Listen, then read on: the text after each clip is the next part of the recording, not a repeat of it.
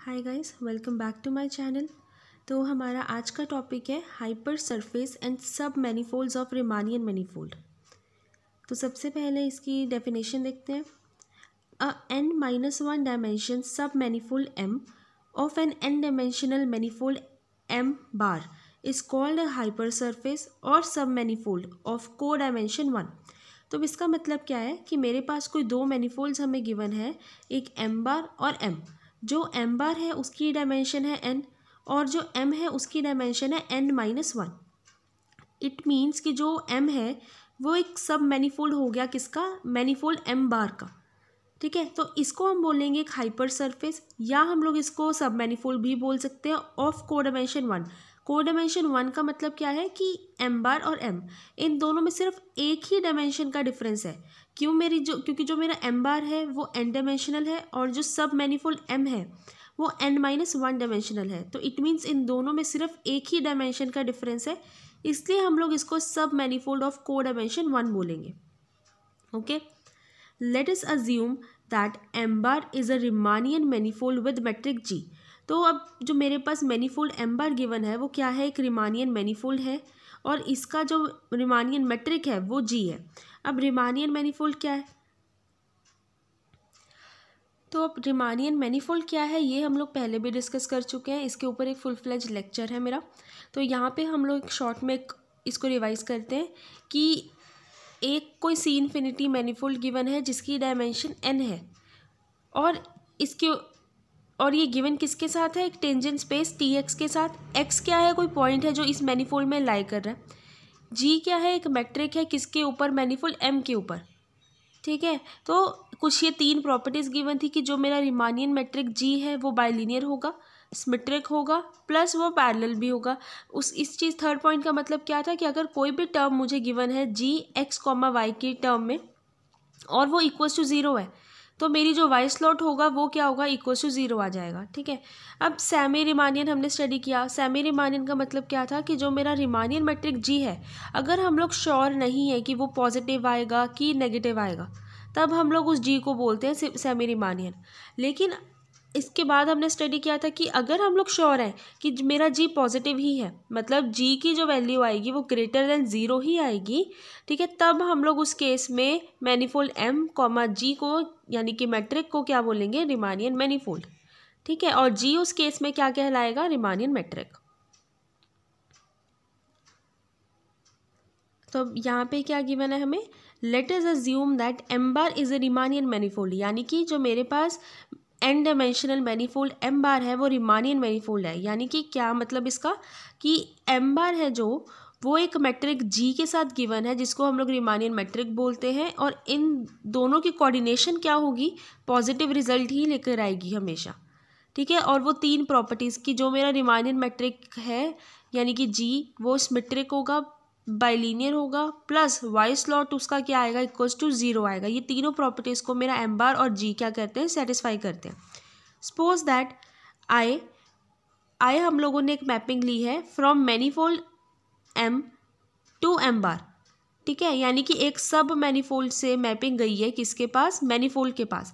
B an embedding that m also receives a metric i star.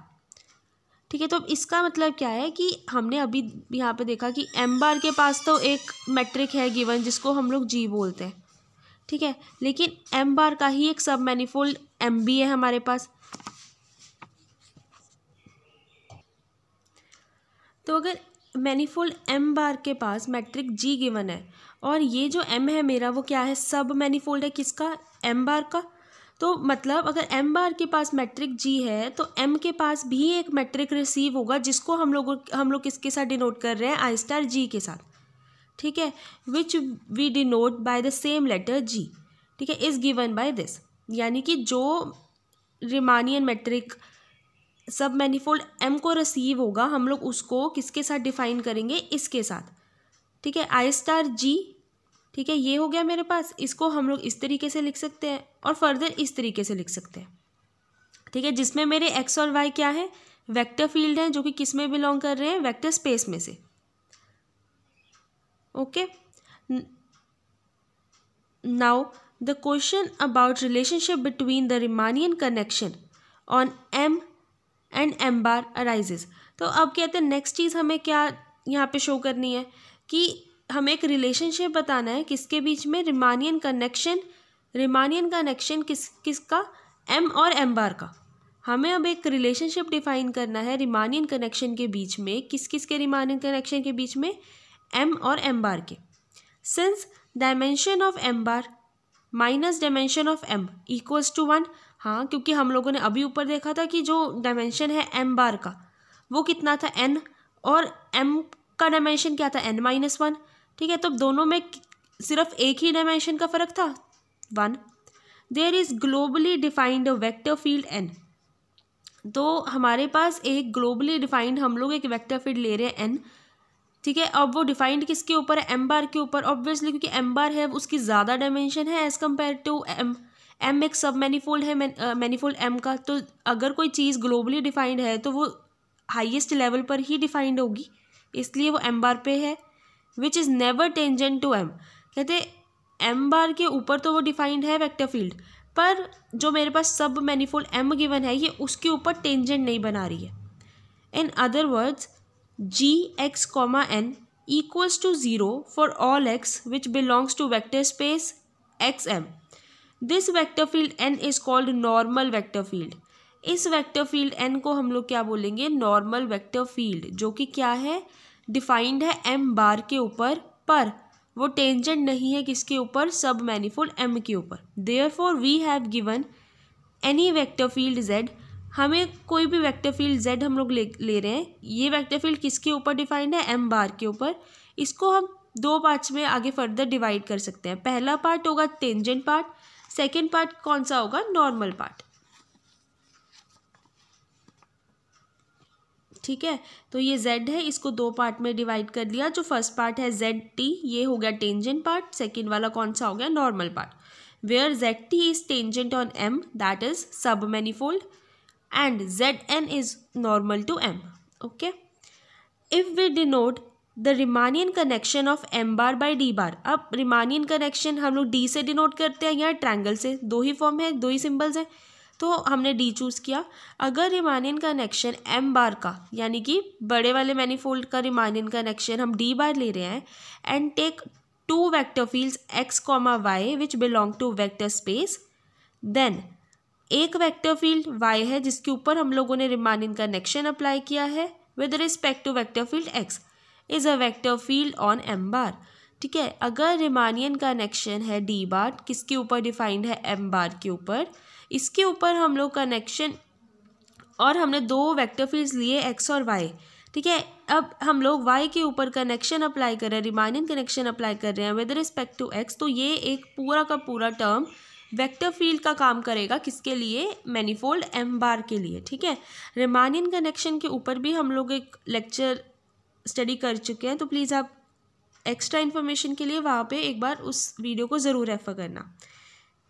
Hence we can write, तो अब हम इस vector field को दो पार्ट्स में फर्दर डिवाइड कर सकते हैं। पहला पार्ट टेंजेंट पार्ट, दूसरा वाला नॉर्मल पार्ट। तो हम लोग इसको इस तरीके से भी लिख सकते हैं। ठीक है, अब हम इस टर्म को इसके इक्वल लिख सकते हैं। ठीक है, और इसकी जगह पे हम लोग h वाली टर्म भी लिख सकते हैं, दैट इज, तो मतलब ये जो इक्वेशन हम लोगों ने अभी देखी है, इसको लिखने का एक और वे है, इस तरीके में हम लोग इसको लिख सकते हैं। ठीक है, और हमने इसमें रिप्लेस क्या किया, इसकी जगह पे हम लोग ये लिख सकते हैं और इस चीज़ की जगह पे हम लोग इसको लिख सकते हैं। तो मतलब इसी चीज़ को लिखने के लिए दो तरीके हैं, कि ये और एक ये। हमने जो एक्सप्रेशन अभी स्टडी किया वो D बार के लिए था। ठीक है, अब D बार हो या ये ट्रायंगल का बार हो, कोई फ़र्क तो पड़ने वाला नहीं, क्योंकि दोनों सिंबल्स ही कनेक्शन के होते हैं। तो चाहे मैं वो सिंबल यूज़ करूँ चाहे यही सिंबल यूज़ करूँ, कोई डिफरेंस नहीं है, एट द एंड इक्वेशन यही बनेगी। ठीक है, अब theorem, connection which is applied on a vector field y with respect to x is a covariant derivative or differential for the Riemannian connection on M। हमने ये चीज़ तो प्रूव की कि ये है, ये रिमानियन कनेक्शन है किसका, मैनीफोल्ड एम बार का। अब हमें प्रूव करके देना है कि ये रिमानियन कनेक्शन किसका है, सब मैनीफोल्ड एम के लिए भी सेम रिमानियन कनेक्शन ही यूज़ होगा, हमें ये प्रूव करके देना है। तो अब इसका proof, to show dy(x) is a covariant differential for the Riemannian connection on M, we shall verify the following properties of dy(x). It means अब क्या बोल रहे हैं ये कि अगर हमें ये शो करना है कि ये मेरा रिमानियन कनेक्शन है M के लिए भी, हमें ये प्रॉपर्टीज़ वेरीफाई करनी होंगी। ये चारों प्रॉपर्टीज़ किसकी हैं, कनेक्शन की ही प्रॉपर्टीज़ हैं। ठीक है, तो सबसे पहले first property, since triangle bar is covariant differentiation on M बार। अब ये तो हमने डेफिनेशन में हमने स्टडी किया ही है कि जो ट्रायंगल बार है वो कोवेरिएंट डिफरेंशिएशन है M बार का। ठीक है, तो अब ये अगर कोवेरिएंट डिफरेंशिएशन है तो जाहिर सी बात है ये पहले से ही ये चारों प्रॉपर्टीज़ को सेटिस्फाई कर रहा है। तो अब हम इसी चीज़ को यूज़ करेंगे। हमें अब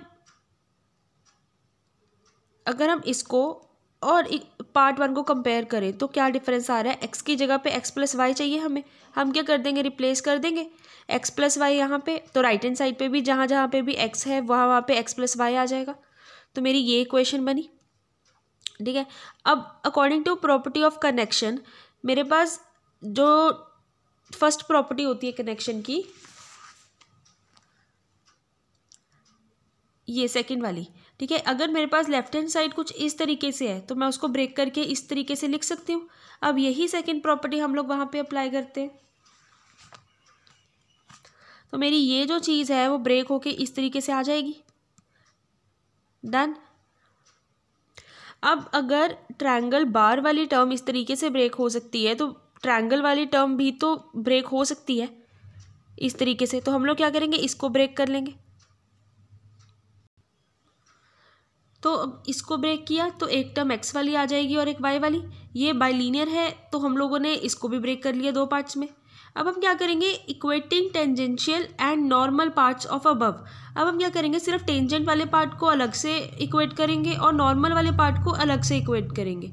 ठीक है, अब जब हमने इक्वेट किया तो मेरे पास ये एक्सप्रेशन देखो, आप सेकेंड लास्ट वाली, ये वही है जो मुझे पार्ट 1 में चाहिए यहाँ पे। तो इट मीन्स मेरा फर्स्ट पार्ट वेरीफाई हो गया। अब सेकंड पार्ट में आ जाओ। सेकंड पार्ट में इसको और इसको कंपेयर करो। x तो एज इट इज़ है पर y रिप्लेस करना है हमें y+z के साथ, तो हम लेफ्ट हैंड साइड पे भी रिप्लेस करेंगे और राइट हैंड साइड पे भी। राइट हैंड साइड पे भी y हम लोग रिप्लेस कर देंगे y+z के साथ। तो मैंने रिप्लेस किया। अब सेकेंड इक्वेशन में क्या आ गया, मैंने रिप्लेस किया तो मेरे पास राइट हैंड साइड ये बनेगी यहाँ पे जो लिखी हुई है। ठीक है, अब ट्रायंगल बार कनेक्शन की प्रॉपर्टीज़ को सेटिस्फाई करता है, तो मेरे पास ये जो फर्स्ट प्रॉपर्टी है हम लोग उसके हिसाब से इसको ब्रेक करके लिख सकते हैं इस तरीके से। तो हम लोग अब फर्स्ट प्रॉपर्टी को अप्लाई करते हैं यहाँ पे। तो मेरे पास जो राइट हैंड साइड थी, सॉरी लेफ्ट हैंड साइड थी, वो ब्रेक हो गई इस तरीके से। ठीक है, और ये मेरी राइट हैंड साइड आई है। अब हम लोग इसको भी, अगर ट्रायंगल बार वाली टर्म ब्रेक हो सकती है तो ट्रायंगल वाली भी हो सकती है, हम लोग इसको भी कर लेंगे। इसको ब्रेक किया तो एक टर्म आ गई x वाली, दूसरी आ गई y वाली। सॉरी, यहाँ पे x ही है, ब्रेक यहाँ पे हुआ है, लाइक यहाँ पे y वाली टर्म आई और यहाँ पे z वाली टर्म आई। ठीक है, सिमिलरली ये h क्या है, मेरा बाइलीनियर है तो ये भी दो पार्ट्स में डिवाइड हो गया इस तरीके से। ठीक है, तो अब हम क्या करेंगे, सेम वही स्टेप, टेंजेंट वाले पार्ट को अलग से इक्वेट करना है और नॉर्मल वाले पार्ट को अलग से इक्वेट करना है। ठीक है, इन दो, तो मेरे पास ये दो एक्सप्रेशन आ जाएंगे कि ये और एक ये। तो अब पार्ट 2 में मेरे पास वही है जो टेंजेंट पार्ट को हम लोगों ने इक्वेट किया है। तो अब यही चीज़ हमें प्रूव करनी थी सेकंड पार्ट में, और ये मेरा सेकंड पार्ट भी यहाँ पे अब वेरीफाई हो गया। अब थर्ड पार्ट, अब इसको और इसको कंपेयर करो तो क्या डिफरेंस है, x की जगह पे क्या चाहिए हमें, fx, तो रिप्लेस कर दो यहाँ पे भी, लेफ्ट हैंड साइड में भी और राइट हैंड साइड में भी। x रिप्लेस हो जाएगा fx के साथ और y एज इट इज़ रहेगा।